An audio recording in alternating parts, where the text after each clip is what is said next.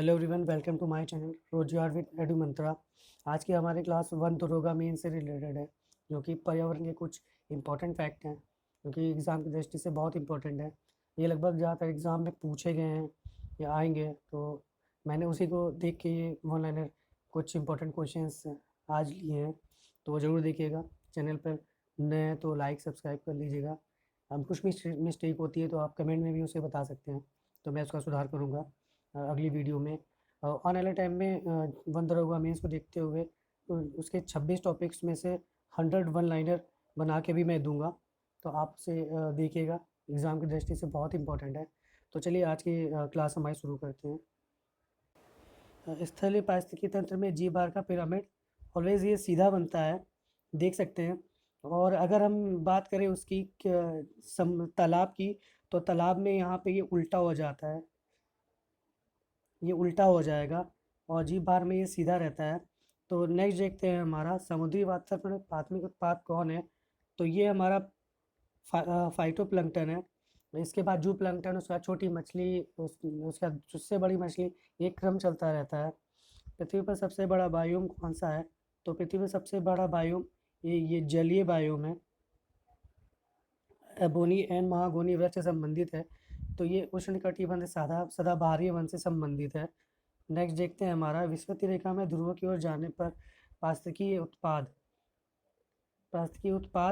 उत्पादन कैसा होता है। तो बेसिकली हम जाते हैं तो वैसे तो घटता ही है, लेकिन जैसे ही विषुवत रेखा के थोड़ा सा आगे बढ़ेंगे, बिल्कुल ध्रुव की तरफ नहीं जाएंगे, तो वहाँ पे पहले ये बढ़ेगा, उसके बाद घटता है।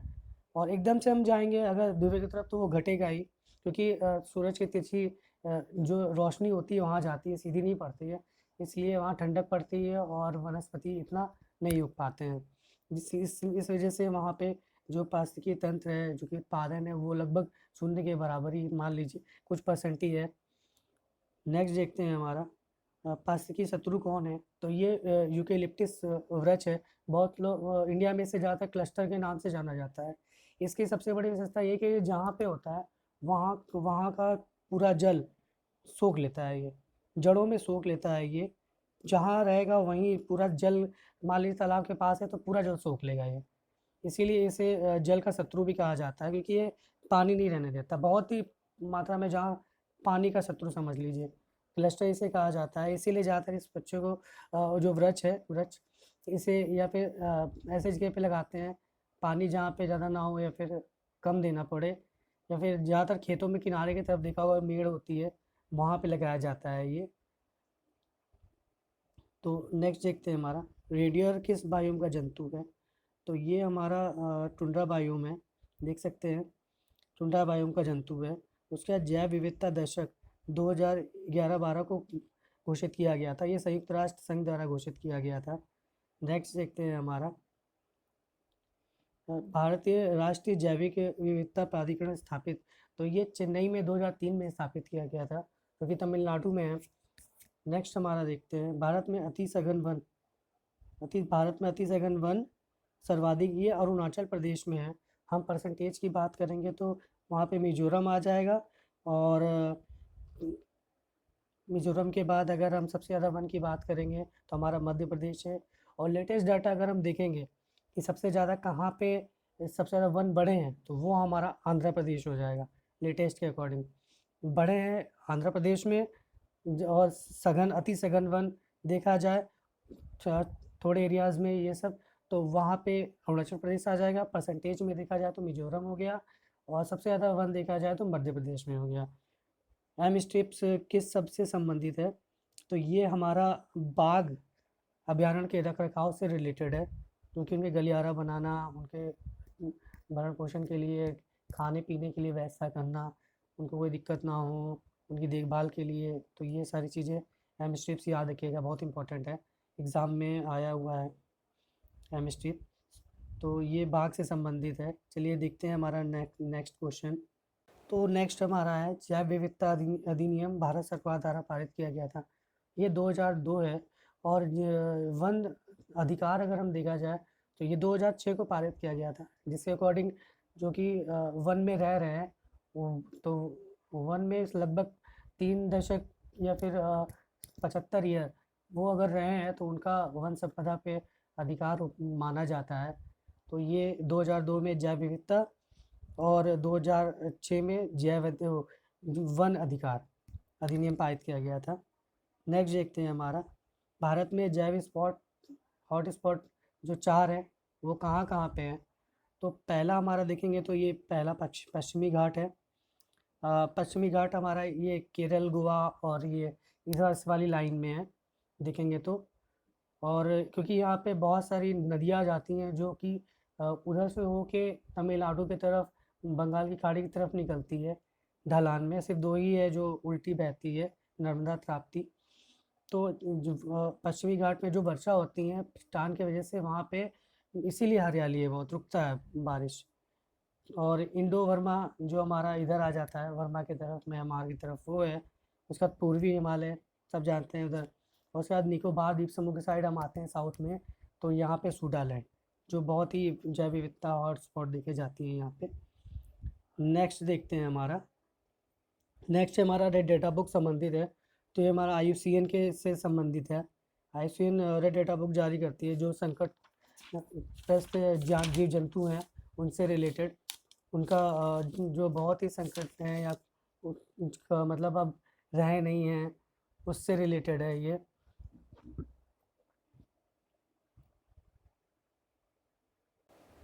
IUCN है तो इसकी स्थापना अक्टूबर 1948 में की गई थी, जो कि ग्लैड स्विट्ज़रलैंड में है। इसके सदस्य लगभग 1300 के आसपास के, या 1300 से ज़्यादा है थोड़े। नेक्स्ट हमारा है, पक्षियों के लिए स्वर्ग नाम से प्रसिद्ध है। तो ये हमारा केवलादेव राष्ट्रीय उद्यान है, जो कि भरतपुर राजस्थान में है, और बाणगंगा नदी इसके बीच से जाती है।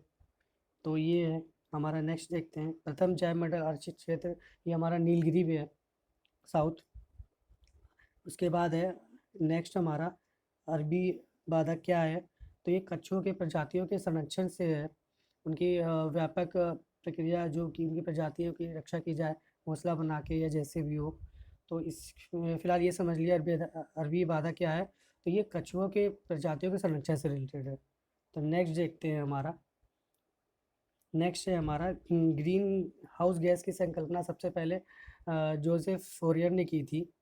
नेक्स्ट हमारा देखते हैं, मॉन्ट्रियल प्रोटोकॉल संबंधित है। तो ये हमारा ओजोन परत 6 भारत की से संबंधित है। ओजोन से 16 सितंबर को ओजोन दिवस मनाया जाता है। भारत की कौन सी नदी अपने प्रदूषण के कारण जैव मरुस्थल कहलाती है? तो ये दामोदर नदी है। छोटा नागपुर पटाल से निकलती है ये नदी, और हुगली नदी में जाके मिलती है ये।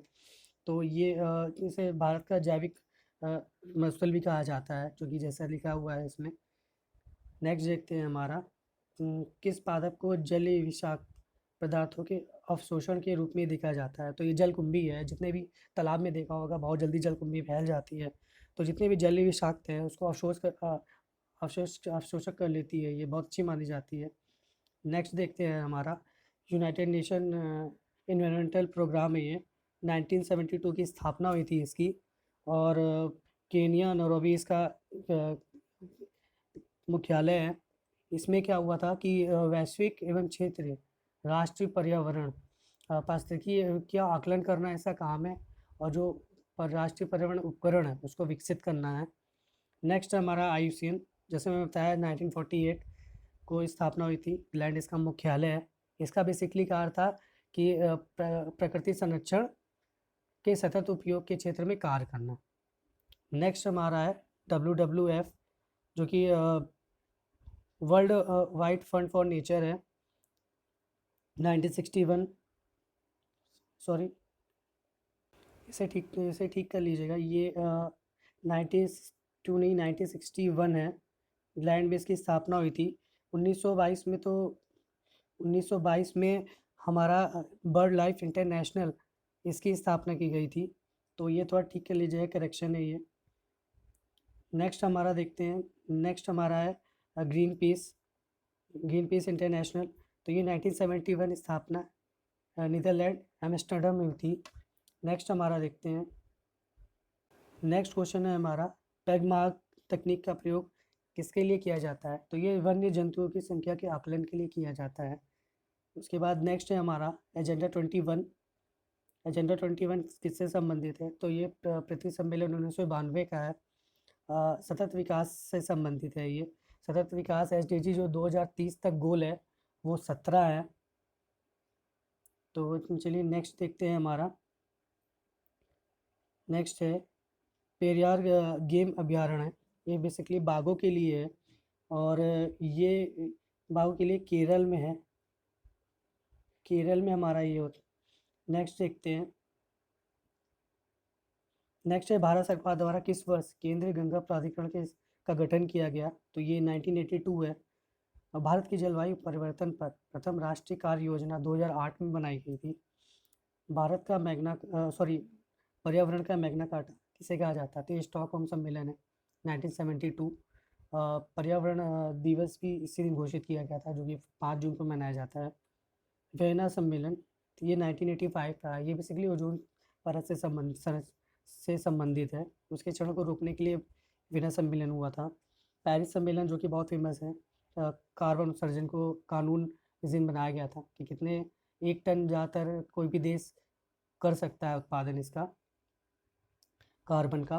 उसके बाद सर्टिफिकेट लेना पड़ता है, लेकिन बहुत से जो बड़े देश है विकसित वो बहुत चालाकी करते हैं।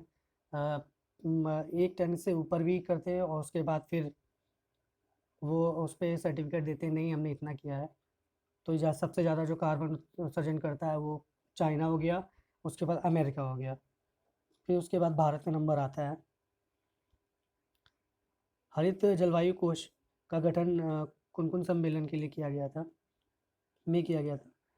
कान्हा राष्ट्रीय उद्यान किस लिए फेमस है? तो ये बारहसिंघा के लिए फेमस है।